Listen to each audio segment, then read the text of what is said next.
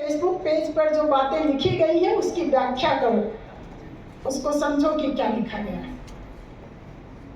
कुल मिला के आप कह लीजिए कि अली खान को लगातार इस जांच के नाम पर, जांच प्रक्रिया के नाम पर उनको परेशान करने के लिए, उनको मानसिक तौर पर टॉर्चर करने का एक न केवल इंतजाम किया गया है, बल्कि इसके साथ साथ तमाम दूसरे लोगों को भी एक मैसेज देने की कोशिश की है सरकार ने, पुलिस ने, प्रशासन ने, हमारी न्यायपालिका भी इसमें शामिल है। अफसोस की बात है कि अब आप न्याय की बात मत कीजिए, आप लोकतंत्र की बात मत कीजिए, डेमोक्रेसी का नाम मत लीजिए।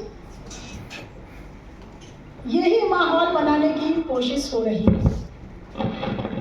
और यही नहीं, अभी हम लोगों ने देखा कि नागपुर में एक अम्बेडकरवादी कार्यकर्ता जिनकी मृत्यु हुई और जिनकी याद में एक स्मृति सभा थी, उसमें फैज अहमद फैज का जो गजल है हम देखेंगे।